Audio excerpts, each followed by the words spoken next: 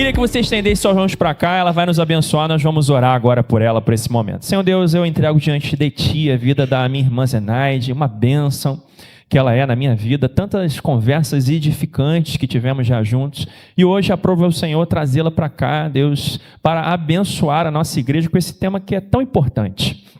Que o Senhor ilumine o seu entendimento, o seu coração com aquilo que ela trouxe para a edificação dessa igreja. Usa a vida dela, Deus, enche ela com o teu Espírito Santo, dá ousadia, dá tranquilidade, para que tudo aquilo que ela se preparou para trazer venha fluir tranquilamente com o teu Espírito Santo dirigindo esse momento. Deus, nós como igreja te pedimos a bênção do Senhor sobre a vida dela e cremos que antes da eternidade o Senhor já havia determinado esse dia para que isso acontecesse conforme os teus desígnios. E por isso nós te agradecemos, porque sabemos que seremos abençoados. Em nome de Jesus, amém e amém. Deus te abençoe, tá, minha irmã? A paz do Senhor Jesus. Quero dizer para vocês que é com grande alegria que nós estamos aqui, com temor no coração, né? Porque nós viemos aqui trazer um recado de Deus, mas eu louvo a Deus por essa igreja. Eu vi os pastores, né, vindo para cá, e nós estávamos juntos em Vista Alegre, junto vieram alguns irmãos, e eu louvo a Deus pela vida de vocês, porque eu sei que essa obra ela vai continuar, sabe? Vendo Carol aqui, a Carol aqui ministrando louvor, e Deus falando ao meu coração, eu quero dizer para você, tenha mais ousadia, Carol. Tenha mais ousadia. Deus quer usar grandemente a tua vida. E eu vi Carol pequenininha, Bia, né? E assim, Deus é muito bom, e eu louvo a Deus pela vida de vocês. E quero assim dizer para vocês que continuem perseverando. Vocês têm um pastor maravilhoso, Simone, que está junto, essa equipe toda que trabalha junto. E quero dizer para vocês que Deus tem muito mais a fazer na vida de vocês. Agora, simplesmente sejam servos fiéis. Sejam homens e mulheres disponíveis nas mãos do Senhor. Amém? Amém. Vim aqui em nome de Jesus mesmo, Rafa me chamou, e quando o Rafael me chamou, ele falou que o tema seria guerra entre pais e filhos. Quem vence? Rapidamente chegou no meu coração um versículo, Tiago capítulo 4, e versículo 1 diz assim, ó, de onde vêm as guerras e brigas que há entre vocês? Senão dos prazeres que estão em conflito dentro de vocês. De onde vêm essas guerras? De onde vêm esses tantos problemas que a gente vê hoje acontecer nas famílias? Eu não sei se vocês assistiram a série Adolescência, né? Aquela série que vem mostrando, né, os problemas que aconteceu na vida de um jovem, de uma família, aquela família que foi tão machucada, tão maltratada, por situações que aconteceram dentro da casa. E, às vezes, a gente observa que, no mundo que nós vivemos, no nosso cotidiano, nós percebemos muitas pessoas passando pelos mesmos problemas ou outros que estão influenciando na vida deles, influenciando na harmonia familiar. E Deus, assim, colocou no meu coração duas passagens bíblicas. A primeira nós vamos ler, está em Gênesis capítulo 25 e versículo 27 a 33. Vamos lá. E cresceram os meninos, Esaú tornou-se perito caçador, homem do campo, Jacó, porém, era homem pacato e morava em tendas. Isaque amava Esaú, porém se saboreava da sua caça, Rebeca, porém, amava Jacó.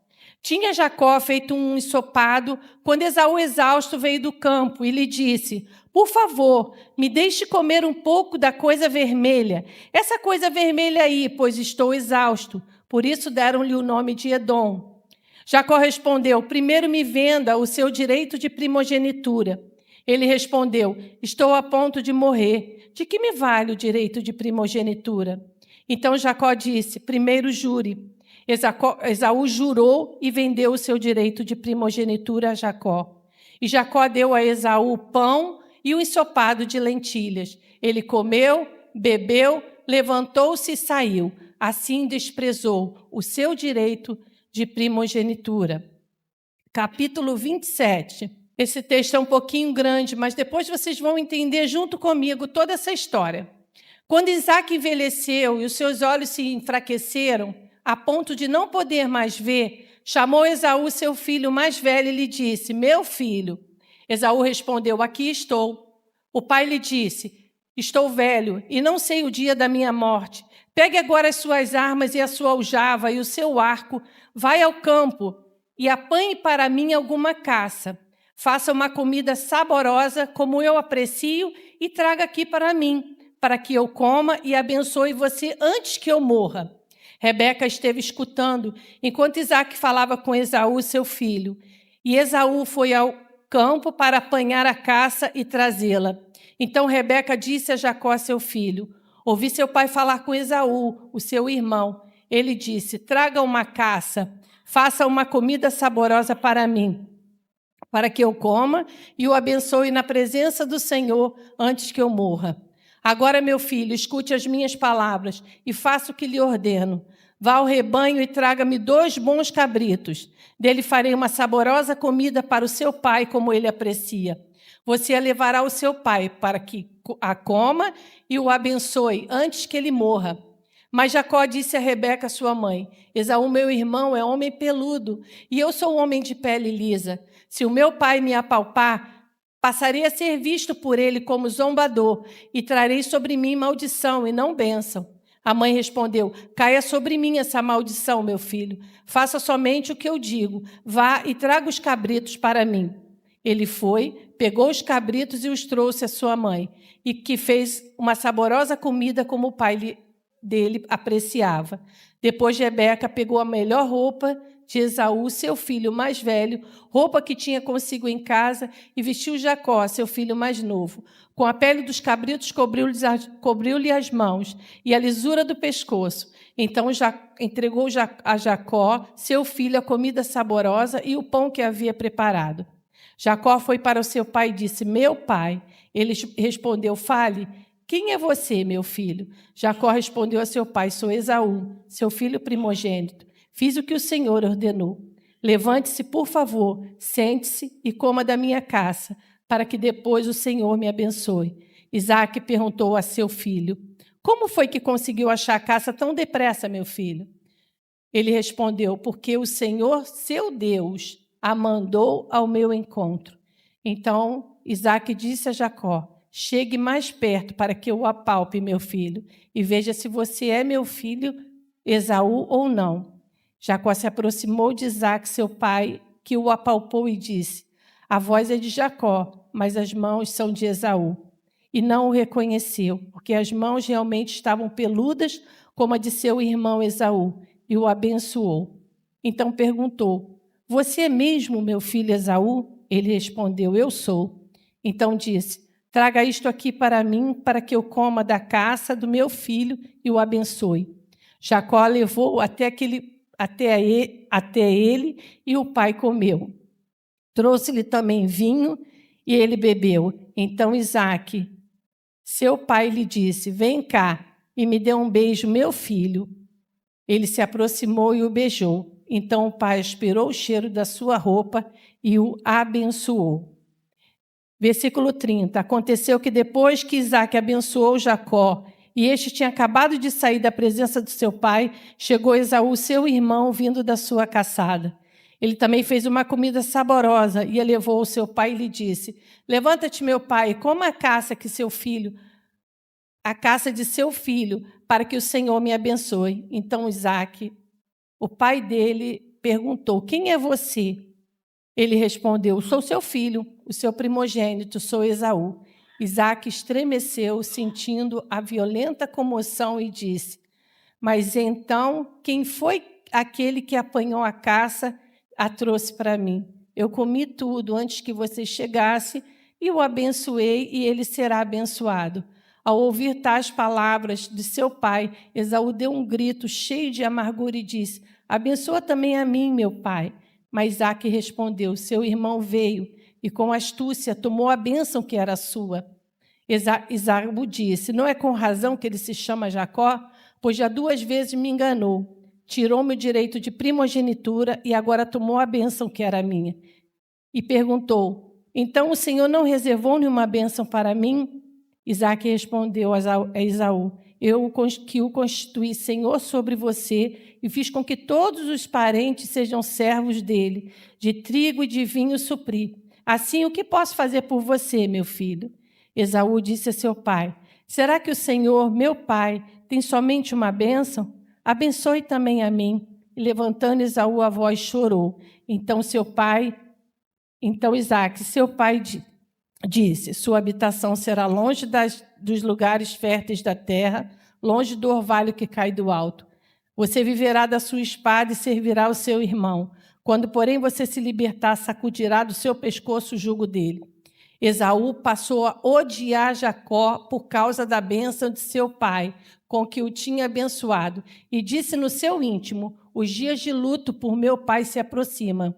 Então matarei meu irmão Jacó. Feche os seus olhos. Senhor, essa é a tua palavra. Deus, a tua palavra por si só, ela já é pregada em nossos corações a partir do momento que nós a abrimos, ó Pai. Agora, Senhor Deus, peço ao teu Espírito Santo, Senhor, que conduza esse momento segundo a tua vontade. Deus, o Senhor conhece os corações que estão nesse lugar, as vidas que estão aqui, o que eles precisam, ó Pai. Ó Deus, eu coloco diante de ti a minha vida como um canal, ó Pai, em nome de Jesus. Nós vimos aqui uma história de uma família que começou muito bem. Essa família ela começou muito bem porque Abraão pediu ao seu mordomo que fosse até a família dele para poder chamar uma esposa para o seu filho Isaque. E assim ele fez. Chegando lá, aquela mulher com que o Senhor já tinha preparado para Isaque, aquela mulher teve um encontro com ele, eles se encontraram. E foi linda a história dele, se você olhar, um romance muito bonito, né? Isaque e Rebeca é uma história bonita. Só que, dentro dessa história de Isaque e de Rebeca, nasceram 2 filhos. Esses filhos eram gêmeos. E esses filhos começaram a dar alguns problemas a partir do crescimento deles. A Bíblia fala que o pai gostava de Esaú, e a mãe gostava de Jacó. Começou um grande problema, porque, na verdade, todas as famílias elas têm suas falhas. Ela tem conflitos, e família de patriarca não era diferente. Então, ela tem processo natural nosso, é terem algumas coisas que a gente precisa resolver na nossa família. Mas guerra não. Guerra ela vem por causa de conflitos. E hoje eu quero falar de conflitos. Porque se nós resolvemos os conflitos, nós não vamos chegar à guerra. Se nós resolvemos os problemas, se nós começarmos a nos conscientizarmos do que nós precisamos fazer, nós não vamos entrar em guerra. Nós podemos resolver os conflitos e sermos restaurados por Deus. Amém? Podem surgir diferenças de personalidades. Pessoas que são diferentes uma das outras. Eu tenho 2 filhos. Meu filho está ali, o bonitão, e minha nora. Eu tenho 2 filhos. Os 2 filhos, eles têm temperamentos totalmente diferentes. Eu preciso saber lidar com um de um jeito, com o outro de outro. Não é aqui quem tem mais de um filho? Aqui. Não é assim? Vocês não concordam comigo? Existem problemas no estilo de vida. Às vezes tem aquele filho que é mais sonhador, não é? E tem aquele outro que é mais na dele, né? É mais assim, ó, pé no chão. Mas tem o outro que sonha. Não, eu quero isso, eu quero aquilo. Tem isso. E isso, às vezes, se não souber bem, se não for bem administrado, isso pode causar um conflito. Charles Swindoll, no seu livro Vivendo Sem Máscara, ele diz que o homem cresce na tecnologia, porém enfrenta grandes desafios na construção de conexões humanas genuínas. O homem ele consegue crescer na tecnologia. Dá um celular para o meu netinho, que vai fazer 2 anos, o dedinho dele já vai lá no YouTube. Por quê? Porque ele quer ver Homem-Aranha, ele quer ver as coisas que ele gosta. Ninguém ensinou para ele. Mas e no relacionamento? Faz malcriação, daquele negócio, né? Que dizem que agora está se comunicando, né? Então, assim, as crianças fazem, as pessoas fazem, né? Nos dias de hoje, as pesquisas, não sei se vocês viram uma pesquisa que falou que o ser humano ele está muito infeliz. Vocês ouviram essa pesquisa? Por causa das redes sociais. As redes sociais, elas mostram uma realidade totalmente diferente do que é. Elas mostram uma coisa, já viu alguém chorando nas redes sociais? Todo mundo, bonitão, sorrindo, né? Com aquela melhor roupa, quando está arrumado, então, aí que tira uma opção de foto. As redes sociais, elas estão enganando as pessoas, porque passa uma felicidade, passa um momento que muitas vezes não é. Passa um patamar de beleza, um patamar de condição financeira que muitas vezes não é. E, às vezes, nós deparamos com isso. Mas uma coisa que eu aprendi no Casados para Sempre, uma coisa que eu posso falar, né? Uma das coisas que eu aprendi é que a minha família não é o meu inimigo. Olha para o lado e fala, você não é o meu inimigo. Nós temos conflitos, sim. Nós temos diversidade, sim. Nós pensamos diferente, sim. Mas a nossa família não é o nosso inimigo. O inimigo é aquele que anda em derredor procurando uma brecha para entrar, para destruir a nossa família. Ele quer entrar para quê? Para causar confusão, para tentar nos separar, para destruir os nossos projetos, para destruir os propósitos de Deus. E na Bíblia nós temos vários exemplos. Nós temos o exemplo de Davi.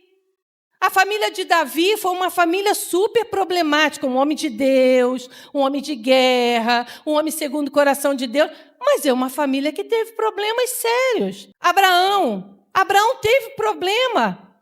A sua esposa Sara, ela quis dar um jeitinho e aí deu aquele problema todo na vida dele, que aí nasceu quem?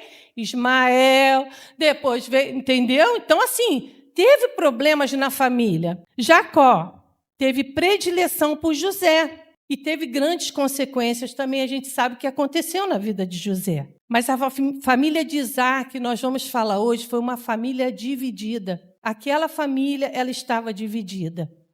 E nesse momento, eu peço a você que você comece a analisar, comece a entrar nessa história e pensa, qual o personagem que eu tenho vivido? Qual o personagem que eu tenho sido ou não tenho sido? Mas eu queria que você pensasse, porque muitas vezes na nossa caminhada acontecem coisas. E essas coisas elas vêm para tirar a família do reino. E eu e você somos família bendita do Senhor. Amém? Primeira coisa que entrou nessa família que tinha tudo para dar certo e deu um ruim ali dentro da família foi favoritismo. Isaac amava Esaú e Rebeca amava Jacó. Capítulo 25 e versículo 28 diz isso para nós. 25, 28 diz aí, ó. Isaac amava Esaú, porém se saboreava da sua caça. Rebeca, porém, amava Jacó. Teve favoritismo nessa família. No nome de Jesus, se você tem se inclinado para isso, porque o seu filho é aquele filho que você tem uma conexão maior. Se o seu pai é aquele que tem uma conexão maior, eu quero dizer para você, o favoritismo, ele divide famílias. O favoritismo, ele traz problemas sérios dentro de uma casa. Eu não estou falando só para pais e mães, eu estou falando para filhos. Muitas vezes o filho, ele tem a mãe a favorita e ele deixa o pai de lado e o pai se sente abandonado. Muitas vezes o pai é o favorito e deixa a mãe abandonada. Entra nessa história comigo. Engano. Jacó engana o pai para roubar a bênção. Sabe, às vezes a gente não sabe com quem a gente está lidando. Dentro da nossa própria casa. Dentro da nossa própria família. Você pensa às vezes que a pessoa mas você não conhece de fato a sua família. Gostei disso aqui, ó. Aqui foi bom, foi ótimo. Eu fiquei me fazendo as perguntas, tá? Para mim mesmo. Porque, assim, quando chegou no filme, sério, eu sou um pouco eclética. Então, assim, eu tava me situando aqui no que eu estava... Porque ontem eu estava assistindo um filme. Eu não sei se vocês já viram Eu Só Posso Imaginar. Já viram esse filme? Então, ontem eu estava assistindo esse filme. Então, o que acontece? Acontece muitas vezes que o engano ele entra nos lares. O engano entra nas famílias. Quer ver um engano? Você não é querido. Você não é amado. Sabe? Você só prejudica a sua família. Só que aqui entrou na história do engano que Jacó enganou seu pai, se fazendo pelo seu irmão, mas ele estava apoiado pela sua mãe. Gente, que coisa triste, família dividida. Que coisa triste. Consequência de toda essa situação, Jacó foge, Esaú guarda ódio e a família se separa. Que triste é isso, não é? Isso são consequências de conflitos mal resolvidos. É o distanciamento emocional. As pessoas começam a se distanciar. Problemas de autoestima nos filhos, tá? Os filhos se acham... porque o fulaninho faz faculdade federal e o meu filho não passou. E eu acho que o meu filho tem que ser que nem o filho do outro. Não, não é assim. O meu marido não tem que ser que nem o marido da outra. O meu filho não tem que ser que nem o filho do outro. Eu tenho que entender que a minha família, a família que Deus me deu, é a família que eu tenho que zelar. É a família que eu tenho que cuidar. É a família que eu tenho que valorizar. Porque Deus me deu essa família. Rejeição de figuras parentais, né? Tem pessoas que rejeitam o pai, pessoas que rejeitam a mãe. E você sabe, é muito fácil acontecer isso. É só começar a ter aqueles conflitos muito grandes e você não conseguir resolver. Comportamentos de risco, como rebeldia, isolamento, estresse, ansiedade familiar. Quantas famílias hoje vivem os efeitos de divisões, escolhas erradas ou feridas emocionais. Agora eu quero ler junto com vocês. Nós lemos uma história muito triste, né? De uma família que sofreu grandes problemas e teve grandes consequências nessa família. Lá na frente, Jacó encontrou com Deus, Jacó voltou, se reconciliou com seu irmão, mas eles não voltaram para o mesmo lugar. Cada um foi para um lugar. E não é assim que Deus quer. Deus quer que a família esteja o quê? Unida, junta. Deus quer que a família caminhe juntas. Vamos ler comigo Lucas capítulo 15 e versículo 32. 15 do 11 ao 32, desculpa. Certo homem tinha 2 filhos. O mais moço deles disse ao pai: Pai, quero que o Senhor me dê a parte dos bens que me cabe. E o pai repartiu bens entre eles. Passado não muitos dias, o filho mais moço, ajuntando tudo o que era seu, partiu para uma terra distante. E lá desperdiçou todos os seus bens, vivendo de uma forma desenfreada. Depois de ter consumido tudo, sobreveio àquele país uma grande fome, e ele começou a passar necessidade. Então foi pedir trabalho a um dos anciãos daquela terra, e este o mandou para os seus campos a fim de cuidar dos porcos. Ali ele desejava alimentar-se das alfarrobas que os porcos comiam, mas ninguém lhe dava nada. Então, caindo em si, disse: Quantos trabalhadores de meu pai têm pão com fartura e eu aqui estou morrendo de fome. Vou me arrumar, voltar para o meu pai e dizer-lhe: Pai, pequei contra Deus e diante de ti. Já não sou digno de ser chamado teu filho. Trata-me como um dos teus trabalhadores. E arrumando-se para o seu pai, vinha ainda de longe quando seu pai o avistou. E, compadecido dele, correndo, o abraçou e beijou. E o filho lhe disse: Pai, pequei contra os céus e diante do Senhor. Já não sou digno de ser chamado seu filho. O pai disse aos servos: Tragam depressa a melhor roupa e vistam ele. Ponham um anel no dedo dele, as sandálias nos pés. Tragam e matem o bezerro gordo. Vamos comer e festejar. porque este meu filho estava morto e reviveu, estava perdido e foi achado. E começaram a festejar. Ora, o filho mais velho estava no campo. Quando voltava ao aproximar-se da casa, ouviu músicas e danças. Chamou um dos empregados e perguntou o que era aquilo. E ele informou: o seu irmão voltou. E por tê-lo recuperado com saúde, o seu pai mandou matar o bezerro gordo. O filho mais velho se indignou e não queria entrar. Saindo, porém, um pai procurava convencê-lo a entrar. Mas ele respondeu ao seu pai: faz tantos anos que eu sirvo o Senhor e nunca transgredi um mandamento seu. Mas o Senhor nunca me deu um cabrito sequer para fazer uma festa com os meus amigos. Mas quando veio esse seu filho, que sumiu com os seus bens, com os bens do Senhor, gastando tudo com prostitutas, o Senhor mandou matar um bezerro gordo para ele. Então o pai respondeu: meu filho, você está sempre comigo. Tudo que tenho é teu. Mas se era preciso festejar e alegrar-se, porque esse teu irmão estava morto e reviveu, estava perdido e foi achado.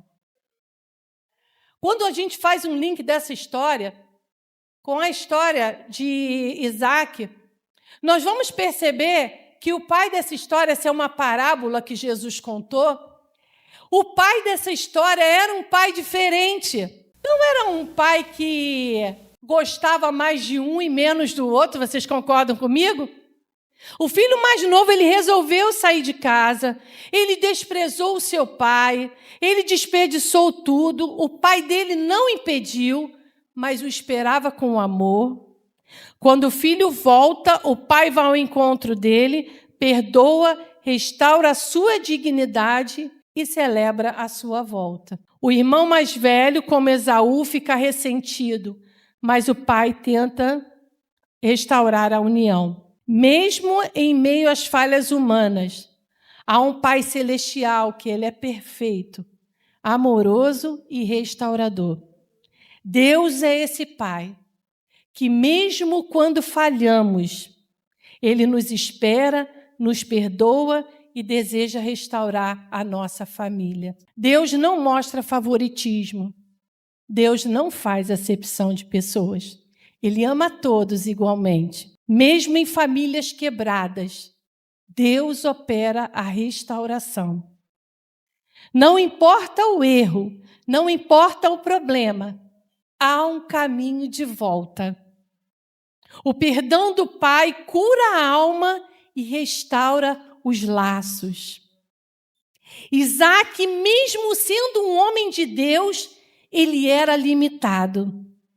Sua família pode ter falhas, mas há esperança em Deus. O pai da parábola é a imagem de Deus, perfeito e cheio de graça. Ele está com braços abertos para restaurar corações, libertar, curar relacionamentos e renovar a sua vida. O que eu preciso fazer? 1 Pedro, capítulo 5 e versículo 7. Lancem sobre ele todas as suas ansiedades, porque ele cuida de vocês.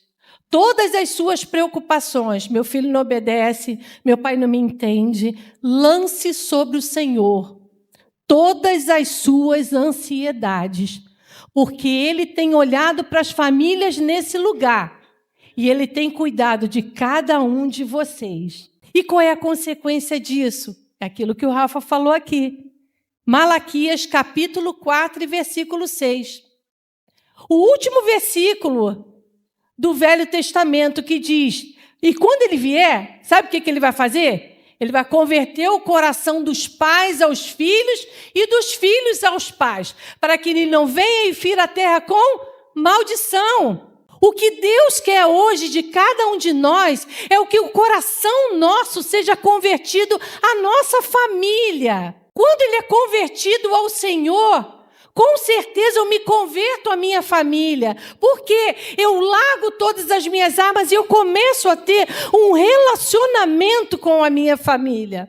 O pai dessa parábola, que é Deus, que é o Senhor Jesus, ele está super interessado em que a nossa família dê certo. Porque sabe o que acontece? Cada lar aqui representado é um lar farol. É aquele lar que expressa o brilho da glória de Deus. Cada lar que está aqui é aquele lar onde as pessoas cansadas, as pessoas tristes, as pessoas quebradas vão lá, bater na porta para procurar. Por que isso acontece com vocês? Porque nós temos Jesus. E Jesus pode restaurar as famílias. Amém? Jesus pode transformar corações. Jesus pode. Eu quis mostrar uma passagem bíblica para vocês, para mostrar para vocês que existem problemas, existem conflitos. Podem não ser esses que aconteciam na família de Isaac, mas podem ser outros. Mas sabe, eu quis mostrar essa parábola porque eu quero mostrar para vocês que há um caminho de volta. O Senhor tem um caminho para cada um de nós. Um caminho de bênção, um caminho de restauração, um caminho de cura. A começar por mim, bate assim no seu peito, a começar por mim. Eu tenho que ter uma atitude de mudança. Eu preciso ser uma pessoa diferente. Eu preciso mudar as minhas atitudes. Sejam crianças, sejam jovens, sejam adolescentes, sejam adultos, sejam de mais idade. Nós precisamos mudar. Porque nós estamos na casa do Senhor recebendo pão a cada dia. E esse pão que está nos alimentando, ele tem que vir para nos nutrir e para fazer diferença na nossa vida. Amém? Aleluia! Há alguém aqui que precisa se reconciliar com a sua família? Não levante sua mão, por favor. Há alguém aqui que precisa resolver os seus conflitos na família? Há alguém aqui que tem passado por essa situação? Pensa nisso. Pensa que há um caminho. Esse caminho é Jesus Cristo. Não olhe para os erros dos outros. Olha, meu pai é assim, minha mãe é assim, minha irmã é assim. Não olhe para os outros. Olhe para você. Mude você. Faça diferença você. Seja um homem e uma mulher de Deus, você. Amém? Arrependa-se, reconheça as suas falhas. Em 1 João, capítulo 1, versículo 8 e 9. 1 João, capítulo 1, versículo 8 e 9. Se dissermos que não temos pecado nenhum, a nós mesmos nos enganamos, e a verdade não está em nós. Se confessarmos os nossos pecados, Ele é fiel e justo para nos perdoar e nos purificar de toda a injustiça. Sabe? Olhe para você. O que você precisa colocar diante do Senhor? O que você tem feito que tem prejudicado a sua família? Qual atitude que você tem tomado que não está de acordo com aquilo que Deus fala na sua palavra? Para pensar. Há corações feridos aqui por erros familiares? Há corações feridos? Será que há? Pensa aí você. São reflexões que nós temos que fazer. São situações que nós temos que olhar para nós e falar, eu não posso mais olhar para o outro. Se eu contar para você a trajetória da minha vida com relação a pai, é muito esquisita. Mas um dia eu entendi o meu pai. Sabe por quê? Porque eu encontrei o pai perfeito. Eu encontrei o pai perfeito. E eu naturalmente entendi que ele nunca ia ser perfeito, esse meu pai terreno. Eu encontrei o pai perfeito, que é aquele pai da parábola, que ele me perdoa. Quando eu caio em si, ele me perdoa, ele vem ao meu encontro, ele me abraça, ele me acolhe. Esse é o meu pai perfeito, a quem eu posso recorrer. Agora, meu pai nem posso mais, porque meu pai já foi para Jesus. Há corações feridos por erros familiares? Siga o caminho do perdão. Siga o caminho do perdão. Colossenses 3, versículo 13. Suportem-se uns aos outros e perdoem-se mutuamente. Caso alguém tenha motivo de queixa contra outra pessoa, assim como o Senhor perdoou vocês, perdoem também uns aos outros. Dentro de uma família, é um local que tem que haver perdão, reconciliação. Se você quer crescer, Se você quer ser um homem e uma mulher de Deus cheia do Espírito Santo, resolva essas situações. Resolva. Resolva, porque o Espírito de Deus ele só pode agir ali onde ele tem liberdade, onde o caminho tá livre. E se você ainda tem alguma coisa que é uma barreira em você, muitas vezes fica impedido, porque você não vai conseguir ter um relacionamento com uma outra pessoa que tem o mesmo perfil do seu pai. Uma pessoa que às vezes tem um gesto e você já se liga, não, vai fazer igual ao meu pai. Deus, o Pai perfeito, te chama para um novo começo. Venha para Cristo, deixe que Ele transforme o seu coração. Viva uma nova vida. Não temos famílias perfeitas, mas podemos ter famílias abençoadas. Amém? Não temos perfeita. Nenhuma família aqui é perfeita, mas nós podemos ter famílias abençoadas. E uma promessa de Deus que eu gosto muito, está em Isaías capítulo 61, versículo 9 e 10, que diz assim: e a sua posteridade, feche os seus olhos, põe a mão no seu coração. Eu quero declarar isso na sua vida, porque é a palavra de Deus. E a sua posteridade será conhecida entre as nações, e os seus descendentes no meio dos povos. Todos quantos o virem, os reconhecerão como descendência bendita no Senhor. Regozijar-me-ei muito no Senhor. A minha alma se alegrará no meu Deus, porque me vestiu de vestes de salvação, cobriu-me com um manto de justiça, como o noivo que se adorna com uma grinalda e a noiva que se enfeita com as suas joias.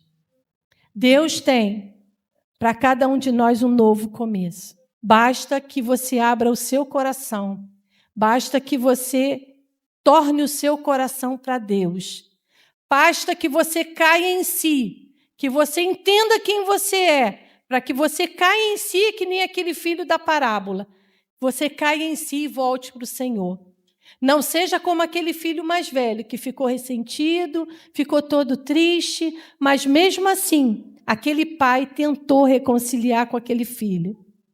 Seja como um homem e uma mulher que entendem o seu papel, uma criança, uma jovem, uma adolescente, que entendam o seu papel na família. A nossa família, ela não vive em guerra. A nossa família, ela tem conflitos, mas existe um pai perfeito, que é especialista em resolver conflitos. Que ele é especialista em dar a palavra final. Ele é especialista em dizer: eu te amo, meu filho, vem para os meus braços.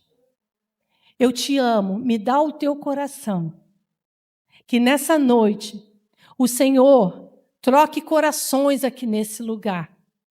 Que nessa noite o Senhor faça uma obra tremenda no coração de vocês. Não porque eu estou aqui, mas porque o Espírito Santo está aqui. Porque a palavra de Deus foi ministrada.